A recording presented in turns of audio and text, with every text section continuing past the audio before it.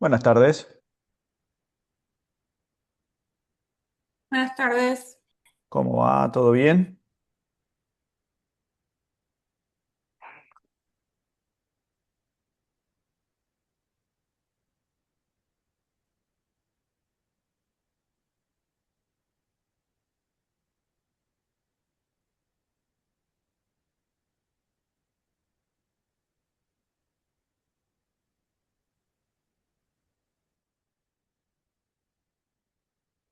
Vida.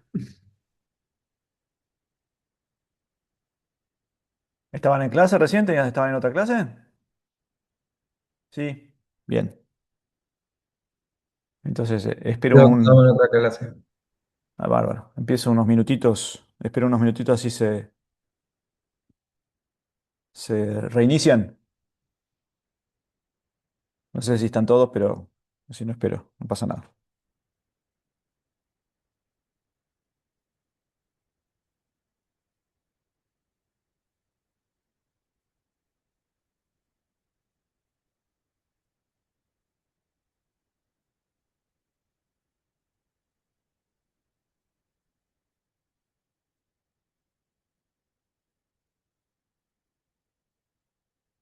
Bien, ya hay unos cuantos. Igual si alguno más se tiene que sumar, vamos a repasar alguna cosa. Igual no es nada de lo que se vayan a perder si no lo ven al principio. Bueno. Bien, buenas tardes a todos. Bueno, estamos ahora. Buenas tardes. Buenas tardes. Estamos en el tercer encuentro ya, ¿sí? Y bueno, como habíamos visto la vez pasada, estamos con un caso clínico, ¿sí? Eh, ¿Alguien recuerda más o menos dónde habíamos dejado? ¿Qué tenía el paciente? ¿Cómo estaba? Si no lo recordamos. Pero si alguno se acuerda, buenísimo, sí lo cuenta.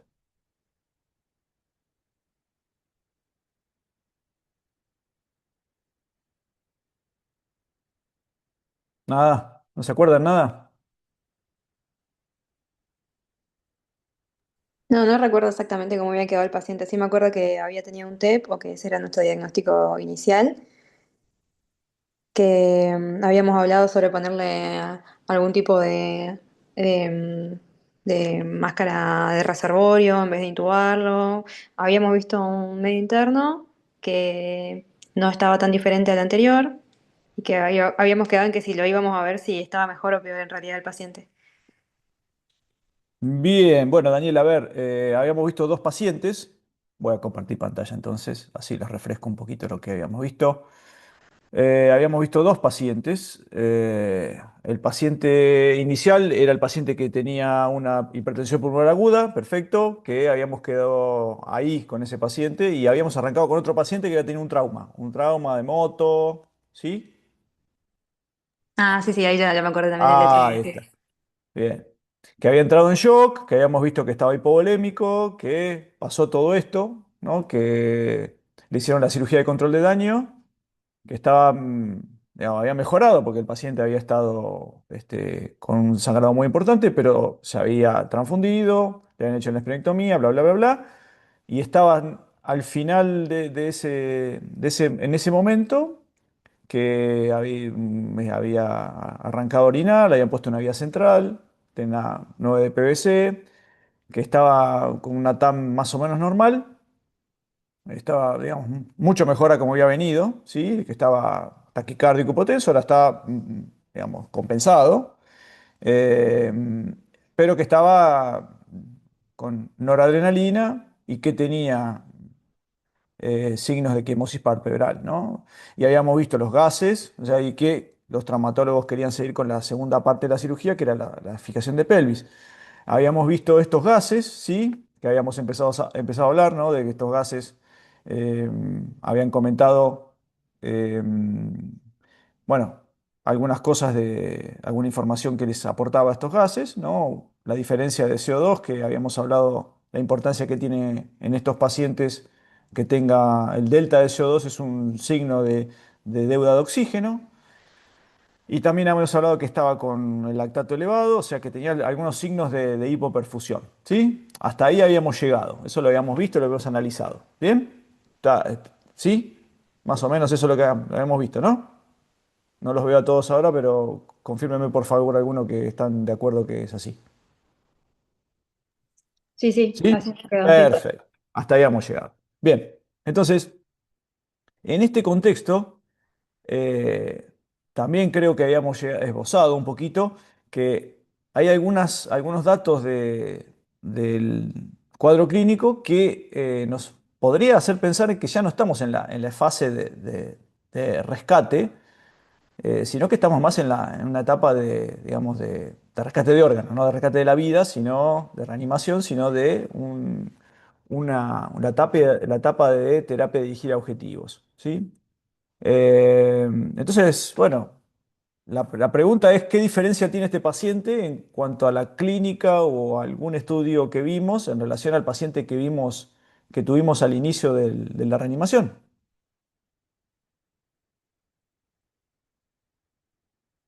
Esa es la pregunta. ¿Qué diferencia tiene? ¿Clínica, de laboratorio, de imágenes? ¿O hace falta más imágenes? Esa es la pregunta, para saber que estamos en otra etapa.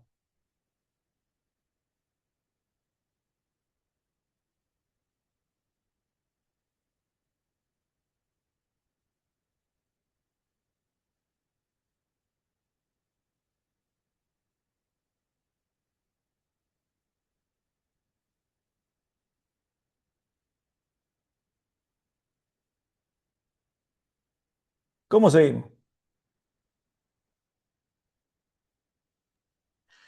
Podríamos retomar evaluando obviamente los signos clínicos y volviendo a las imágenes, por ejemplo, eco, nuevamente para ver si las intervenciones que nosotros hicimos han tenido cierto impacto en los cambios ecográficos que podamos ver. Por ejemplo, no sé, ver la vena cava inferior, ver en el tracto de salida del ventrículo izquierdo si se puede hacer alguna medición para ver cómo está Ajá. el volumen sistólico, a Bien, ver si está bueno. teniendo un buen gasto cardíaco. Bien, perfecto. Bien, bien, bien, Santiago. Sí, la vena cava, mira, esto está bueno. Después, cualquier cosa, hay información sobre eso que les pasé. La vena cava no es no es un buen parámetro en este momento porque está en ventilación mecánica para ver si hay. Entiendo que lo que vos querés plantear es si hay algún signo de que el paciente puede estar con la PVC baja o tiene algún signo dinámico de que puede ser respondedor a volumen. Es así lo que estás planteando, Santiago.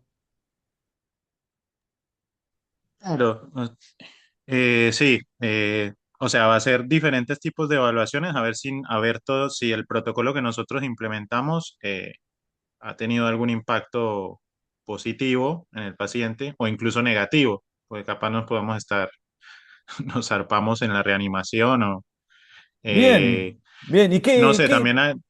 también hay otros signos. A ver, por ejemplo, en este caso no, pero por ejemplo en los pacientes con shock séptico, el rellenado capilar, por ejemplo, supuestamente está teniendo como buena evidencia de como guía para ver si nosotros estamos haciendo una reanimación correcta. En este Bien. caso, no sé si en este paciente sería útil, capaz sí, no lo tengo tan claro. A ver, Pero bueno, no sé, perfecto, ver varias cosas. perfecto, perfecto. O sea, yo me llevo de lo que vos planteaste es, bueno, lo ven acá, lo dejamos ahí, pero sí lo de algo que te diga que hay, em, o sea, que genera, que hay gasto cardíaco, medir el gasto cardíaco para ver la respuesta al tratamiento. Bien, eso lo dejo como algo de monitoreo. Y clínicamente, ¿qué signos te pueden estar diciendo que el paciente está mejor que cuando entró de la clínica que tiene el paciente? A todos, ¿eh? No a Santiago, al que quiera.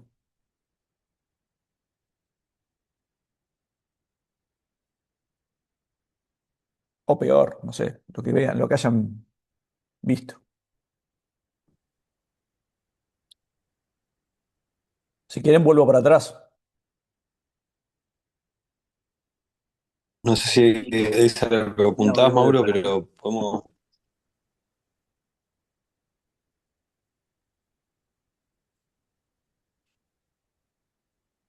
No, no te escucho, Tristán.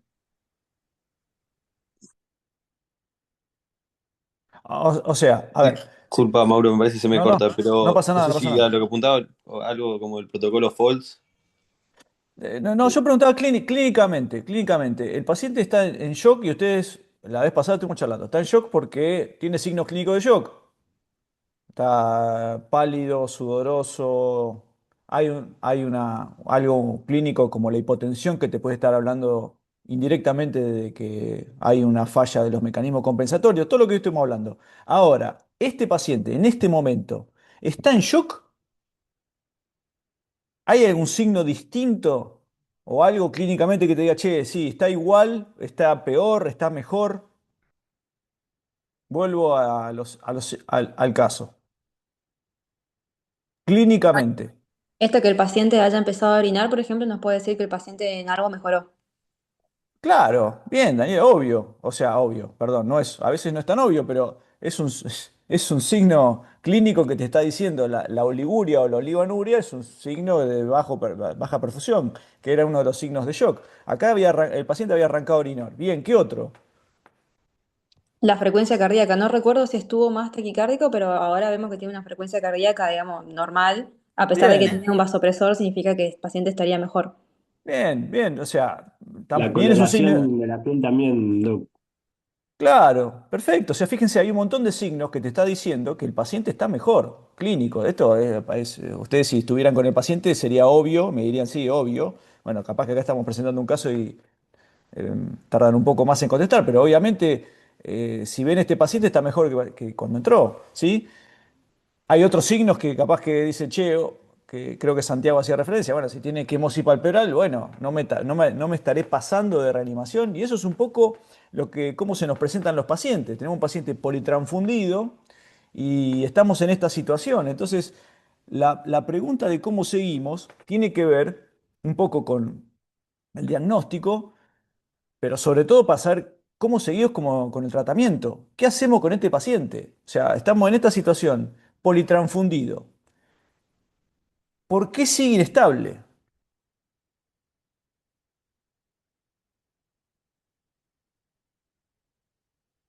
Santiago dijo, medir el gasto cardíaco. Perfecto, eso es una. Y ahora vamos a ver qué evidencia hay de que es algo que tenemos que hacer en este momento o sería una medida. De todas formas, medir el gasto cardíaco solo no alcanza para decirte por qué sigue estando inestable. Te puede dar alguna idea de que no está siendo eh, eh, efectivo tu reanimación si estuviese bajo o si estuviese alto en algunas circunstancias también.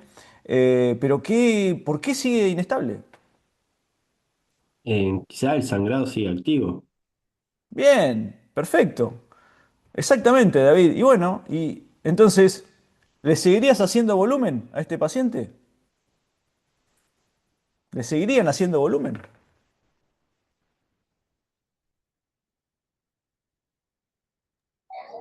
Habría que evaluar bien la causa por la cual sigue inestable, o sea, ya en este sentido, antes de pensar en tomar otra conducta. También habría que evaluar si el paciente, cómo está su coagulación, por ejemplo, después de haberle hecho una reanimación, Bien, cómo están lo, las oiga, plaquetas, los factores. lo tomo como una situación de el manejo del sangrado masivo. Perfecto. Acá estamos formulándolo por el tema de la hemodinamia, pero sí, obviamente, Santiago. El tema es, la pregunta es, ¿cómo podemos saber si lo que tenemos que hacer es seguir haciendo volumen o no? O si ese es el diagnóstico y cómo hacer el diagnóstico preciso de si lo que necesita el paciente es volumen o no en esta instancia. Antes, al inicio, era hipovolemia obvia y la ecocardiografía, como vimos, era el método diagnóstico para decir, che, este paciente está hipovolémico, lo diagnostico y vimos la ecografía de este paciente, estaba vacío. Lo reanimamos, le pasamos volumen, lo operaron, le hicieron la cirugía de control de daño y estamos en esta situación donde David plantea, che, ¿podrás este paciente seguir necesitando volumen? Y bueno, yo les pregunto, ¿seguirían haciendo volumen? A mí me parece que seguir haciendo volumen sin saber realmente que hay otro factor que esté inestabilizando al paciente, no. Bien, David, bueno, ¿y cómo? ¿Cómo haces? O sea, vos tenés este paciente. Estás en esta situación. Tenés signo que te está diciendo que puede estar hipovolémico y signo que te dicen, che, ojo, que si le paso más volumen, le puedo hacer un daño, ¿sí? ¿Cómo manejan esta situación? ¿Qué hacen? Si sospecho que puede haber alguna alteración, como planteó en Santi, alguna alteración a coagulopatía por justamente la reanimación o porque el paciente estuvo sangrando, podría ser algo más dirigido, más específico, por ejemplo, un ROTEM. Bien, entiendo, David, vos decís, bueno, yo estoy suponiendo que el paciente sigue sangrando y le hago algo para saber, digamos, algo médico que me diga que le falta reponer. Perfecto. Ahora, ¿cómo corrijo la situación hemodinámica, más allá de la situación hemostática? La situación Claro, y hemodinámica más en este allá, caso. o sea, en vez de seguir usando volumen para acomodarlo, quizás necesitaría la utilización de otro vasopresor, pues ya tenía uno. Bien, tenían noradrenalina, sí. Bien, o sea, ponerle otro vasopresor. ¿Qué, qué dato objetivo te dice que este paciente necesita mejorar su tono vascular?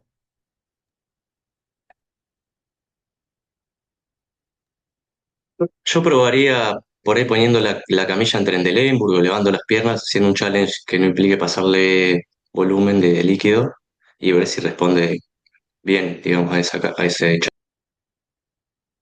Bien, bien, Juan. Y bueno, perfecto. Bueno, vamos rumbeando el tema. Fíjense, ¿no? Que el hecho de que el paciente esté inestable puede llegar a coincidir con la idea de que el paciente siga hipovolémico. Lo que pasa es que cuando uno hiperreanima a los pacientes, en este momento tenemos que ser mucho más precisos a la hora de decidir si hacemos volumen o no, y hay un montón, no hay una sola, hay un montón de opciones que tenemos para saber qué hacer, pero para eso tenemos que diagnosticarlo. Entonces, Juani, o sea, vos planteás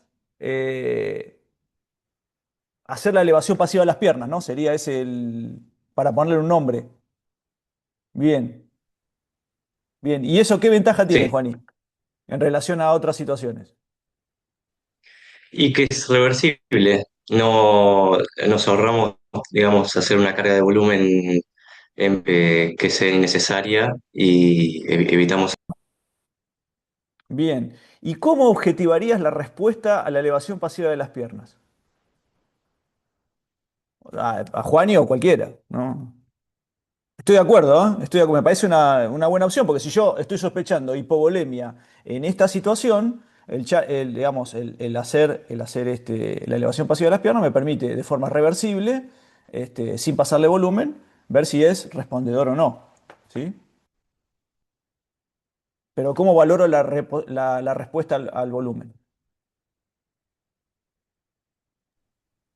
¿Cambios en la variación del volumen sistólico o sin de pulso?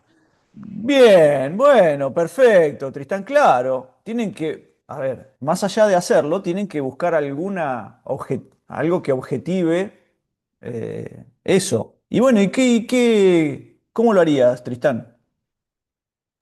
¿Qué monitores usás o conocés que te sirven para eso? ¿Monitor arterial? ¿El monitor? ¿Qué escuché? Una medición invasiva de la presión Arterial, una arterial. arteria. Una arteria, sí. Y con Apay. una TAM, ¿sí? Una TAM. Sí, sí, sí. Y con la TAM, ¿cómo haces eso? Hay algunos monitores que lo incluyen, pero también hay maneras más analógicas de hacerlo. ¿Cómo lo harías vos? Bueno, acá tenemos monitores que tienen eh, y te lo marcan en un porcentaje, pero Bueno, si no, también contá, lo contá. podías hacer con una regla y ver la variación que tienen en los pulsos y que sea menos de 15, creo que es 14. Si es más, responde a volumen y si es menos, no tendría que responder. Bien, bien. Y Todos otra cosa que se manejan, me ocurre sí, también es guiar sí. los fluidos con ecografía pulmonar también. Ver si tiene líneas B. Bien, bien, lo tomo, sí, sí, Tristán. Eso es otra, digamos, a ver. eso es pensando que te estés pasando de volumen, ¿sí? ¿No? A ver si te entiendo. Después cualquier cosa lo vemos, Sí, ¿no? sí, eso. Bien, perfecto, sí, totalmente. Ahora vamos a ir sobre eso también. Entonces, a ver si hacemos un mini resumen hasta ahora. Entonces, la idea es,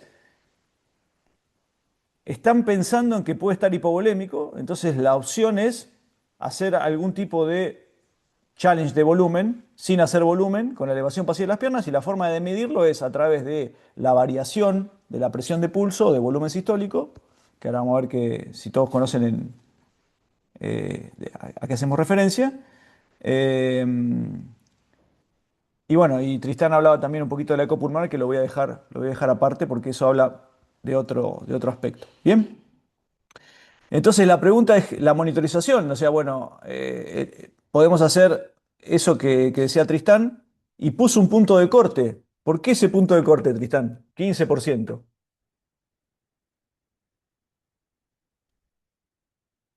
Dejen compartir porque no los veo a todos, los quiero ver a todos. Ahí está. ¿Por qué 15%? No me acuerdo bien el porqué o sea, del porcentaje, pero, pero habla de una variación o sea, lo dice la palabra, la presión de pulso, o sea, qué tanto varía la presión de pulso con los siguientes latidos. Eh, em, Sí, sé que también es como un marcador, hay otros también marcadores de precarga y todo, pero bueno, hay otros de bien. contractilidad y Creo, poscarga, pero creo que ese es el que más representa la precarga. Bueno, a ver, sí, hay algo de eso. ¿Alguien sabe? Lo que dijo Tristán está bien. Me parece que hay que ordenarlo un poco, pero eh, ¿conocen la fisiología de la interacción corazón-pulmón? O sea, la lógica de la variación de la presión de pulso es que es una explayación de la variación de volumen sistólico y el cálculo de este porcentaje se va a medir en una relación entre la presión sistólica y diastólica en el ciclo respiratorio. Entonces ahí te da ese porcentaje. Y vos con ese porcentaje evaluás si le faltaría el líquido o no. Pero en base al ciclo respiratorio. Por eso el paciente tiene que estar en ventilación mecánica para que sea Ah, fidedigno. bien, bien, perfecto. Bien, o sea, ahí, primer concepto, para medir esto, el paciente tiene que estar en ventilación mecánica, ¿sí? Y no yo en cualquier ten, ventilación mecánica. Doc, yo tenía Sí, entendido que una cosa es variación de presión del pulso y otra cosa es variación del volumen sistólico, o sea que son dos parámetros, no sí. recuerdo si son dinámicos o estáticos diferentes, y que la variación de presión del pulso, justo lo que decía Tincho, que es como hace una, hace una media de la variación entre la presión sistólica máxima y la presión diastólica máxima. Entonces, cuando hay mucha diferencia, significa entre las dos presiones, entre la media de esas dos presiones, significaría que el paciente puede, o sea, con ese punto de corte, el 15%, que respondería a fluidos. Y la variación del volumen sistólico tiene en cuenta otra variable, que es parecida, pero no es igual. Bien, hay algo de eso. Bueno, acá les dejo un No, o sea, poquito. no es la Sí, misma, pero a través de la sí. variación de la presión de pulso se puede interpretar la variación de volumen sistólico, o sea, de forma simplificada y menos invasiva, por eso necesitas la TAM. A Eso es ver, lo que quise decir. para. Bien, están acertados en cierta forma los dos. En realidad están hablando de lo mismo. O sea, la variación de volumen sistólico o la variación de la presión de pulso hace referencia a la interacción corazón-pulmón. O sea, cómo se comporta eh,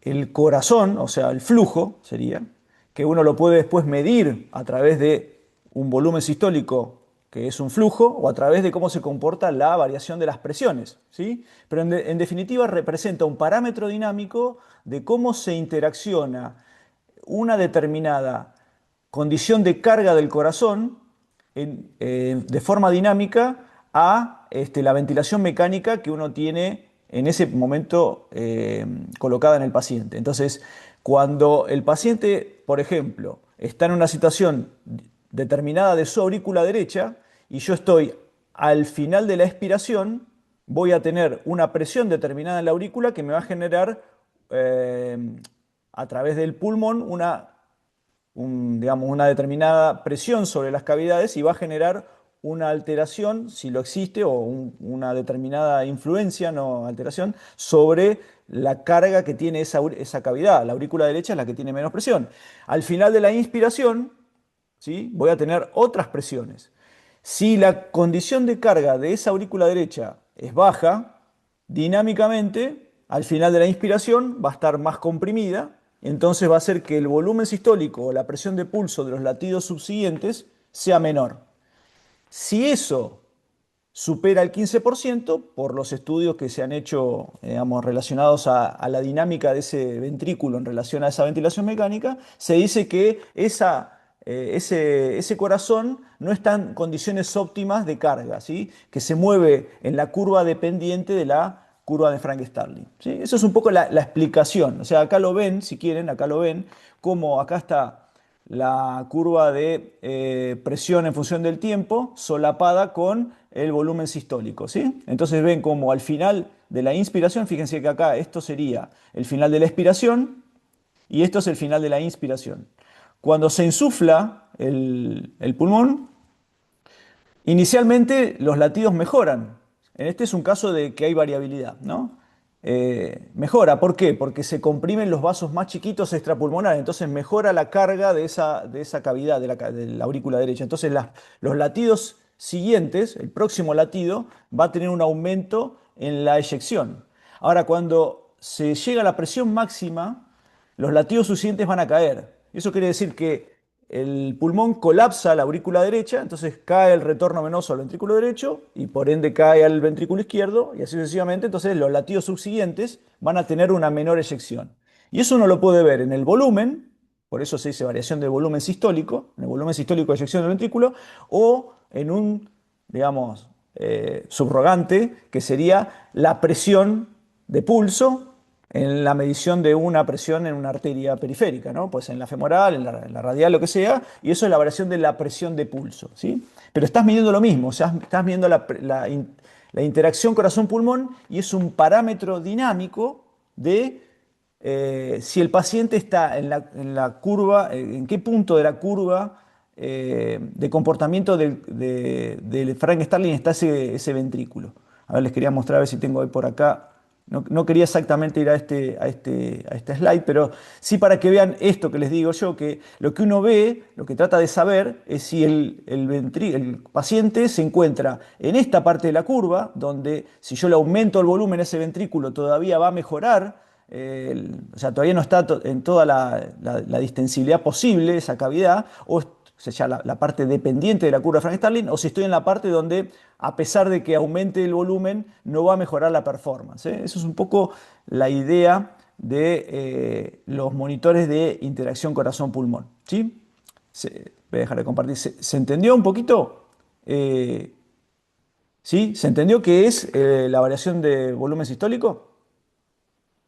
Sí, perfecto. ¿Tenían ese concepto? ¿Lo tenían o no lo tenían? Yo sé que algunos que sí, porque lo usan, porque yo sé que lo usan, pero ahí, ¿todo el mundo lo tenía?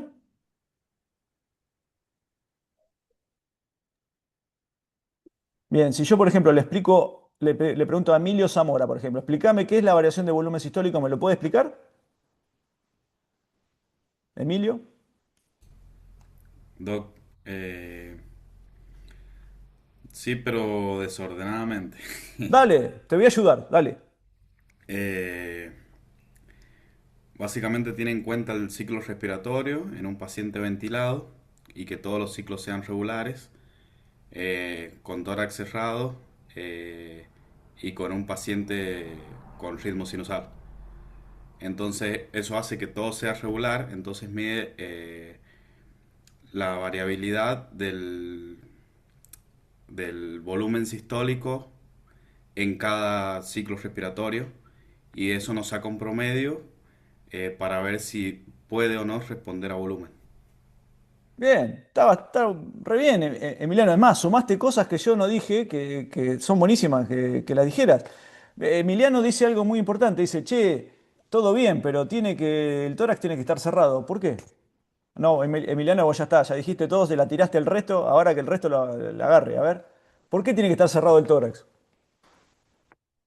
Y porque las presiones tienen que ser constantes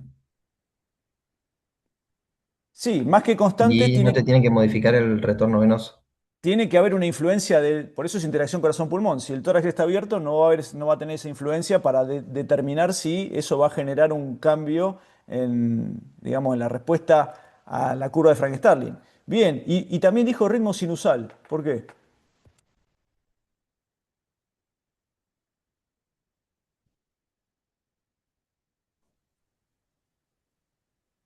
¿Por qué? Porque un paciente, por ejemplo, con FA no va a tener en cada latido el mismo volumen, entonces no nos daría un valor, digamos, que no sea verídico o nosotros que nos sirva realmente para saber, para estimar el volumen sistólico a través de esta fórmula.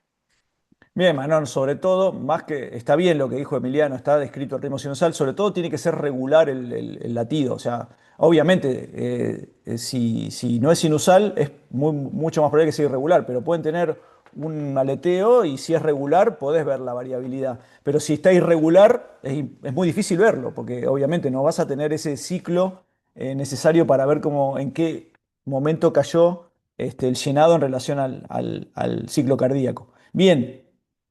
Y si el paciente tiene disfunción sistólica, tampoco. O sea, si los pacientes tienen disfunción grave, tampoco, porque la curva de Frank-Starling necesita que la distensibilidad sea relativamente normal. O sea, si el paciente tiene un ventrículo izquierdo así todo disfuncionante, no va a servir tampoco para eso. Y si tienen aumento de la presión intraabdominal, tampoco. O sea, si están trabajando con la paroscopía, tampoco debería ser, o sea, es una contraindicación relativa para utilizar digamos, el parámetro dinámico a la hora de decidir si el paciente es respondedor o no a volumen. Bien, bien, perfecto. ¿Sí? ¿Quedó más o menos claro entonces este monitor?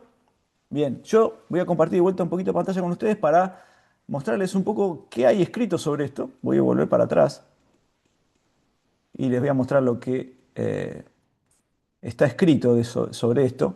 Un poco lo habíamos visto, pero hay evidencia de que cuando uno está en esta situación, de que tenés un paciente que está inestable, pero ya no está en shock, tenés que buscar monitores que te digan cómo está el gasto cardíaco, como planteaba Santiago. O sea, a ver, yo estoy haciendo una intervención y tengo que saber si eso genera flujo, si hay algo que me diga que los órganos se van a perfundir.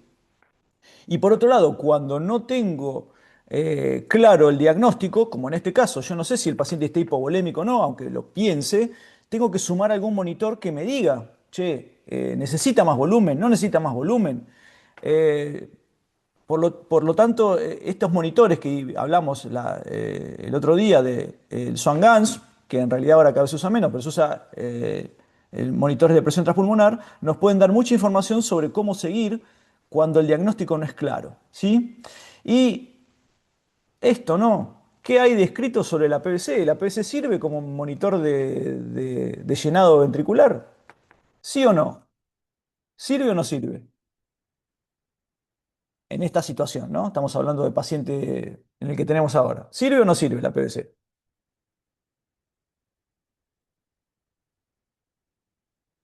Tenía 9 de PVC el paciente. ¿Qué les dice la PVC en este caso? Vamos que esto lo saben, no me hagan hablar a mí. Y que no necesita líquido. ¿Seguro? ¿Seguro? Perdón, flashé que estamos hablando de variación de volumen, de presión de pulso. No, la PVC, la Sí, sí, PVC. perdón.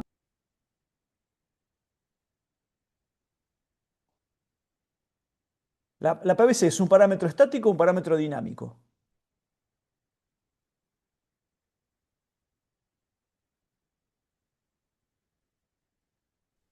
Estático. Estático, Manon. Sí, Y tiene estático. muchas, si el paciente está ventilado o si tiene una PIP alta.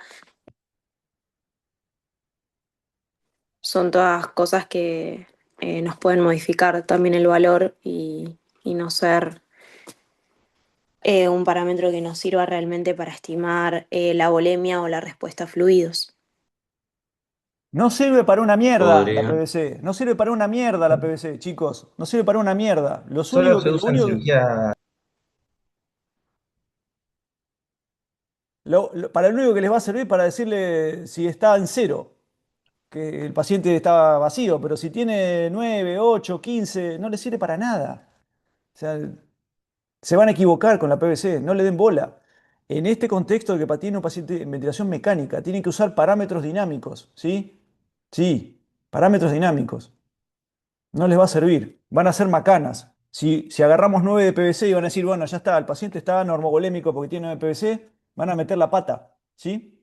Bien, perfecto. Entonces, parámetros dinámicos. Entonces dijimos, Juani nombró la elevación pasiva de las piernas, bien. Y la valoración de la elevación pasiva de las piernas tiene que ser con algo que me diga que mejora el gasto cardíaco de alguna forma, ¿sí? Juani, ¿vos cómo harías para medirlo?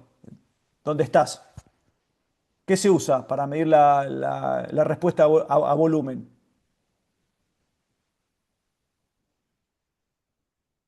Bueno, usamos mucho también el BTI, digamos, si tenemos a mano el eco, o bueno, Bien, si tenemos algún perfecto. monitor como el FlowTrack o el Volume View también, vemos la variabilidad del volumen sistólico. O si no, Bien, nos guiamos por la variabilidad de la presión de pulso.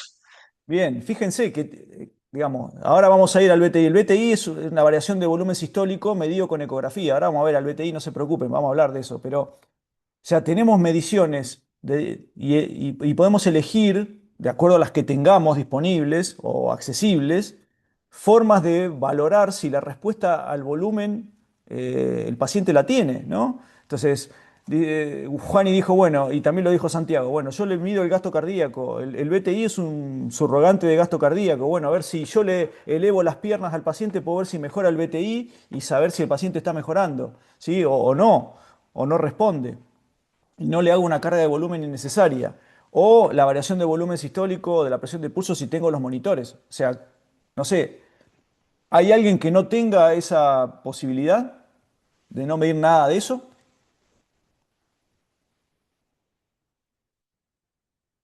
No digo todos, digo alguna.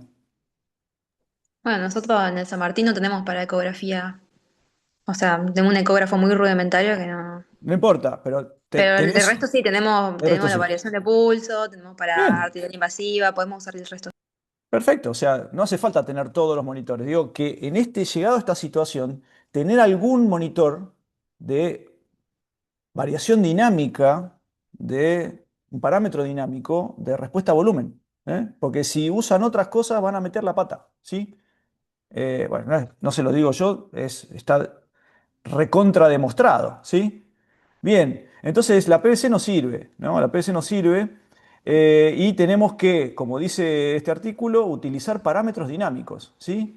Y los parámetros dinámicos para ver si responde a volumen, ¿sí? Y eso tiene evidencia, ¿sí? Y obviamente, como dijeron ustedes, cuando uno tiene que decidir en situaciones complejas, salvo que la hipovolemia sea obvia, como fue este paciente al inicio, uno tiene que utilizar algún sistema de challenge de volumen, la elevación pasiva de las piedras es una, las mini cargas, algo, pero el challenge de volumen supone la medición, o sea, tienen que tener después alguna forma de saber si eso tiene respuesta, que es parte de la terapia de objetivos, y como dice al final, también ver si no hay algo que me esté diciendo, che, este volumen que le está haciendo al paciente no solamente no le hace bien, sino que le hace mal. ¿Sí? Eso es parte de la fase de terapia dirigida a objetivos. Entonces uno tiene que ser muy específico en la cantidad y la calidad de lo que hace. ¿Sí? Bien, porque tanto la hiper como la hipovolemia son malos para el paciente. Y este paciente que vimos tiene este monitor. ¿Sí? Entonces, en esta situación, el anestesiólogo dijo, bueno, yo le voy a poner un arterial, tenía una arterial puesta y le conectó este monitor, que es un monitor de variación de volumen sistólico y de gasto cardíaco que se llama no calibrado. ¿Sí? O sea, pones Si tenés un arterial, le conectás la arterial y este aparatito directamente le pones peso, talla, sexo y te da esta información. Y esta es la información que tenía este paciente. Los escucho.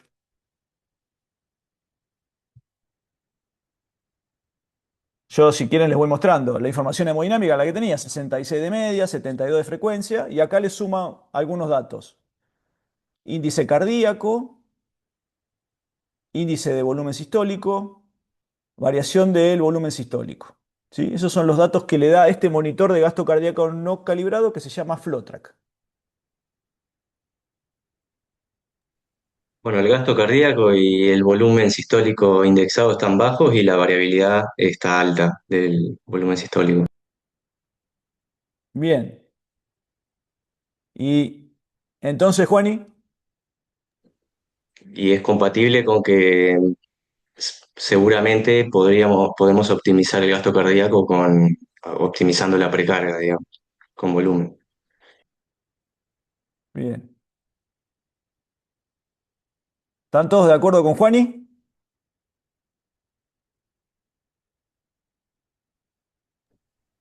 Sí, sabemos que responde, pero no que es apto para recibir, ¿no? A ver, Tristán. Que me acuerdo, Mauro, había una variable que hablaba de función diastólica. No sé si era algo del Doppler tisular que hablaste vos en el curso de Focus. No, pero está bien, está bien, está bien.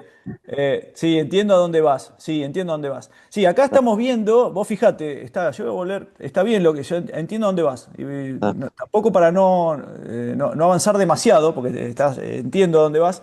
Acá lo que te está mostrando esto, y yo lo que les decía, que lo veíamos digamos, en la bibliografía, pero acá lo muestra el monitor, te lo pone así, digamos, de forma muy gráfica, dónde está el ventrículo, la distensibilidad de este ventrículo en las condiciones de ventilación mecánica en las que está el paciente, que tiene que ser de 6 a 8 mililitros kilo, con todas las condiciones que dijo Emiliano que tiene que tener el paciente para decir, bueno, el monitor me sirve para saber si mi paciente va a responder a volumen. Y lo que claramente está diciendo acá, che, está en una zona totalmente dependiente de volumen.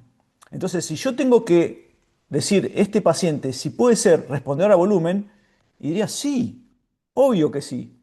Obvio que sí, este ventrículo no está optimizado, ¿sí? Más allá que después vos digas, bueno, a ver, en la situación clínica en la que estoy, ¿cuánto me voy a arriesgar a pasarle de volumen? Eso sería una segunda instancia, pero lo que te está diciendo el monitor es que este paciente es un potencial respondido a volumen. Y como tiene además, que no lo hablamos, pero como tiene además este monitor la posibilidad de medir lo que se llama el área bajo la curva de cada arteria, porque lo hace con la curva arterial, te dice el gasto cardíaco indexado. O sea, hasta te está diciendo, che, no solamente es responder a volumen, sino que el gasto cardíaco es bajo. ¿Sí? O sea que es razonable a este paciente hacerle una carga de volumen, ¿sí? Más allá de que tenga quemosis palpebral y que vos dudes si este paciente este, puede ser deleterio el volumen, ¿no? Porque lo que te dice esto es, más o menos, no es el mejor monitor, pero te dice, che, acá parece que el líquido está fuera, si hay mucho líquido, está fuera de los vasos, o sea, no está intravascular.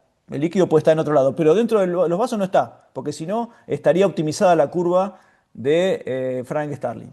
¿Sí? ¿Se entiende? ¿Eh? Esto quiero detenerme lo más posible para que esto quede claro, porque creo que hoy no este monitor, sí el concepto es algo fundamental para nosotros. Es algo fundamental para nosotros para el manejo hemodinámico de los pacientes. ¿Sí? Si no, creo que, y esto es una opinión personal, pero está valorado esto por bibliografía, si no vamos a caer en un poco lo que decía David. Bueno, che, yo como tengo dudas, si le pongo volumen, le pongo otro vasopresor. Si yo le pongo un vasopresor a este paciente, y voy a volver a compartir, a este paciente, ¿sí? No le voy a solucionar el problema que tiene. Quizás mejore la presión, pero estoy maquillando una situación. Estoy enmascarando con mejorar la TAM sobre un problema que tiene que es de llenado. ¿Sí? Entonces es muy importante que manejemos este concepto. Eh, Voy a avanzar un poquito, esto lo vimos ya, no era la idea mostrar esto, voy a pasar esto también. Y quería mostrarles, esto lo paso y después de cosa volvemos sobre esto, quería mostrarles lo que un poco, voy a pasar esto, lo que planteó al principio Santiago. Otra opción es valorarlo con ecografía esto, ¿sí? ¿Eh? Y se puede perfectamente también, así como se puede hacer con la variación del volumen sistólico, a través de un monitor que lo hace a través del análisis de la curva de arterial, se puede hacer a través del BTI y utilizar este concepto que es, no importa, Rayo BTI se llama porque asociamos la valoración de las imágenes en relación a integrarlo a la medición de flujo. Entonces se utiliza la medición de lo que inyecta el paciente en cada latido y se valora el gasto cardíaco o un subrogante del gasto cardíaco, no importa, esto lo vamos a ver si podemos la próxima, de cómo se calcula esto y cómo se hace. Pero podemos con un método también que lo tenemos a pie de cama, valorar no solamente la variabilidad que tiene esto, que se comporta similar a lo que dijimos antes del volumen sistólico, pero midiendo el flujo con ecografía, y también podemos ver cómo se comportan las imágenes, ¿no? Vemos no solamente el flujo, sino si este ventrículo parece que puede llegar a responder a volumen por un parámetro estático que es los diámetros, ¿no? Pero como habíamos visto, fíjense, la vez pasada hemos visto que el ventrículo de este paciente estaba así chiquitito, que latía, ahora el volumen es un parámetro estático, no nos dice mucho acá. Che, sí, el volumen y parece bastante bien, pero puede ser que este paciente esté hipovolémico y lo vemos con la variabilidad que tiene el gasto cardíaco, el BTI, que es un subrogante de gasto cardíaco. O sea que lo podemos hacer por variación de volumen sistólico, variación de presión de pulso y variación de BTI. Sí, hay varias formas de valorar esta situación. Bien, vamos como venimos de tiempo. Bien, vamos bien entonces. Bien, entonces, fíjense cómo este paciente sería un candidato a pasarle volumen. ¿Sí? ¿Están de acuerdo? ¿Lo van siguiendo?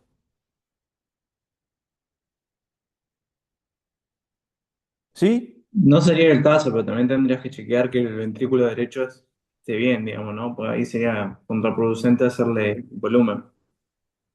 Acá está el ventrículo derecho. Lucas, míralo. Acá está el ventrículo derecho. Esto es una vista suxifoidea. Acá tenés el ventrículo izquierdo, el ventrículo derecho acá chiquitito, que colapsa, colapsa, porque está vacío, ¿sí?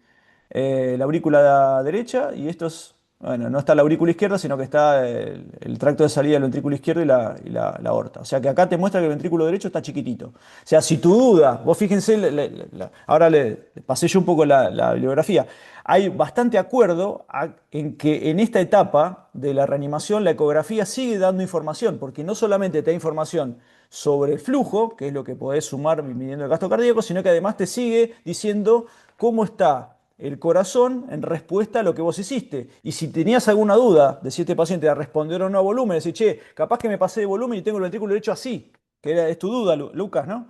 Bueno, mirá, acá te están mostrando que el ventrículo derecho está chiquitito. O sea que si estabas sospechando en algún otro diagnóstico, esto te reafirma que el problema no está en aumento de las presiones de las cavidades derechas, ¿no? Sigue siendo un ventrículo derecho, chiquitito, y obviamente con un ventrículo izquierdo ya más normalito. En cuanto a tamaño, hasta te diría, che, se mueve bastante poco, pero acá tenés esto que te está diciendo, che, mirá, genera flujo. Bueno, después vamos a hablar del punto de corte y demás, pero y medio corto. O sea, como vimos en la variación de presión de pulso, teníamos un gasto cardíaco bajo. Este BTI, que es 15, está por debajo de lo normal. O sea, que te está diciendo, che, a este corazón le falta mejorar el gasto cardíaco y en el monitor anterior vimos que era volumen. ¿Sí? Acá es más difícil por la imagen verlo, pero el ventrículo derecho está chiquito. ¿Sí? O sea que podría hacerlo. El punto es, y para redondear esta fase de la reanimación, que es un poco lo que planteó David y creo que lo planteó también Santiago y Tristán. Bueno, ¿y cómo sé que no me estoy pasando? ¿No? Y les voy a mostrar una cosita así, porque se me va a acabar el tiempo y quiero que lo vean por lo menos. Eh, Tristán había dicho, bueno, puedo ver la ecografía pulmonar, perfecto, y ahora vamos a ir a la ecografía pulmonar y se los muestro rápido, pero también los monitores, esperen que donde estoy me perdí, los monitores de termodilución transpulmonar, me fui a la ecopulmonar, perdón, más atrás. Los monitores de termodilución transpulmonar pueden, yo les mostré el del paciente, que no es este paciente, ¿no?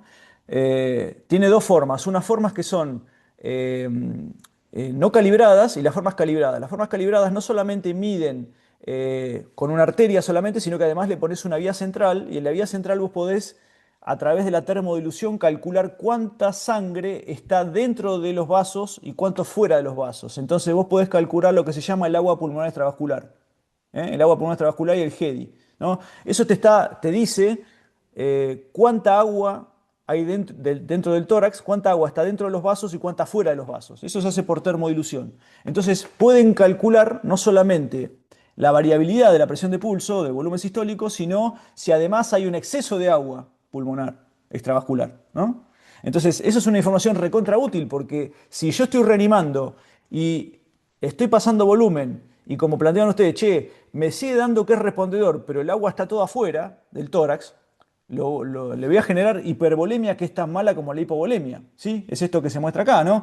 Yo tengo la hipovolemia que es mala, pero la hipervolemia también es mala. Entonces, este monitor permite diagnosticar las dos cosas. O sea, permite diagnosticar gasto cardíaco, agua pulmonar extravascular, ver respuesta a volumen y además este monitor también permite ver la saturación venosa mixta si tienen el catéter adecuado. Pero yo quería mostrarles que estos monitores, los monitores de termoilución transpulmonar y que yo les mostraba al principio la evidencia que hay de eso, son muy útiles en situaciones donde la duda es si el paciente está en una situación de hipovolemia versus hipervolemia.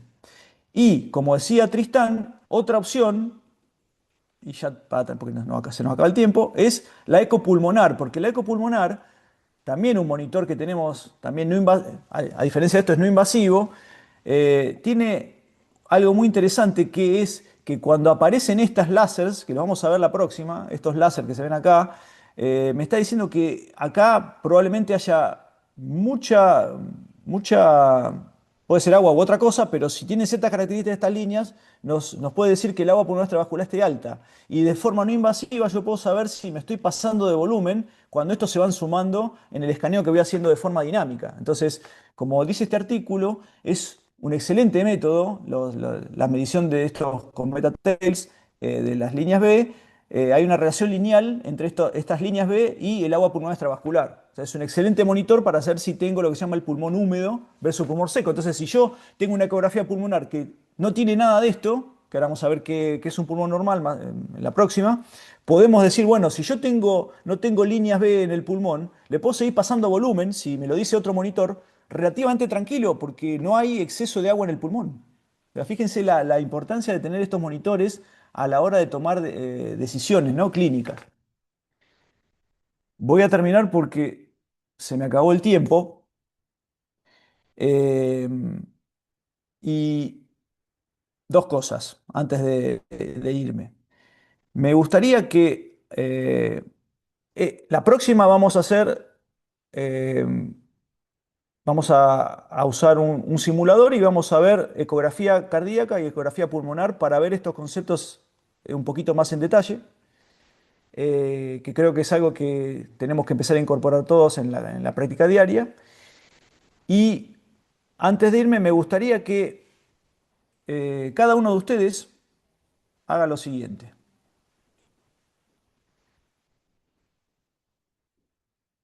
Este paciente, bueno, no se los puse, pero este paciente tenía esto en la ecografía pulmonar bilateral, que es cuando el pulmón no tiene líneas B, estas son líneas A, que después vamos a ver qué son, pero que esto permite con relativa tranquilidad pasarle volumen al paciente sabiendo que el agua pulmonar extravascular es baja, ¿sí? Entonces podemos hacer, como decía Tristán, una ecopulmonar y decir, bueno, che, este paciente si me da que el volumen intravascular está bajo por un parámetro dinámico, le puedo hacer volumen y el paciente no va a tener ningún problema de hipervolemia, ¿sí? El agua, si está, no está en la vasculatura o digamos, en el intersticio pulmonar. Bien, para hacerlo más preciso. Y lo que quiero es que ahora, como síntesis, cada uno de ustedes me escriba acá en el chat que tienen, es después de estas charlas que estuvimos haciendo, tanto digamos, sobre todo la del protocolo ROS, que vimos la parte de R y la parte de O, o sea, la parte de reanimación y la parte de optimización, ¿qué cosas de lo que hacen en su práctica diaria seguirían haciendo en cuanto a la reanimación de un paciente como este? ¿Qué cosa empezaría a hacer y qué cosa reevaluaría lo que hace actualmente? ¿Sí? Y si me dan 5 minutos, me lo van escribiendo en el chat, por favor. ¿Sí? El chat que tienen acá eh, en la plataforma. ¿Sí? Yo los espero. Vayan escribiéndolo y me van diciendo qué cosas empezarían a hacer que no hacen, qué cosas seguirían haciendo de lo que hacen y qué cosas reevaluarían de lo que hacen habitualmente ahora después de las charlas que tuvimos.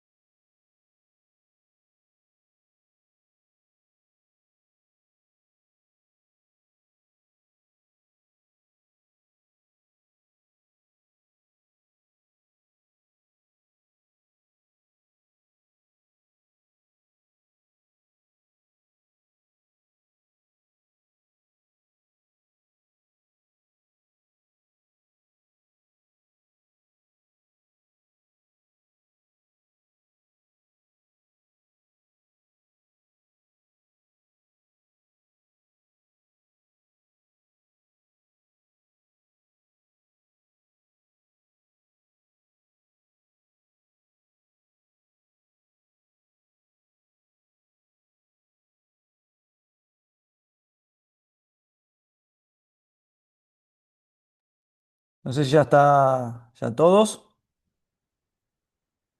ya, ya todos se escribieron, ¿sí? Bien. Bueno, chicos, listo. Nos vemos entonces el próximo miércoles y ya para terminar un poco esta parte de macrocirculación, queda una sola, la del miércoles que viene, y queda una de microcirculación que van a ver con el doctor Molinelli.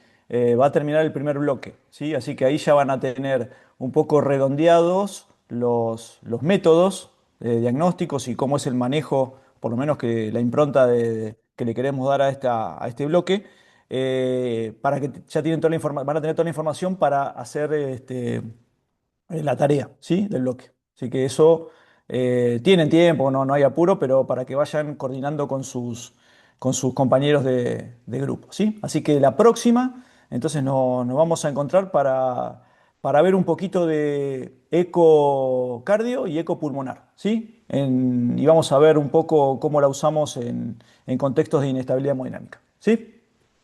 ¿Bien? Claro. Gracias, Mauro. Gracias, Nos vemos. Mauro. Gente, nos vemos el miércoles que viene. Ya, Mauro, nos vemos.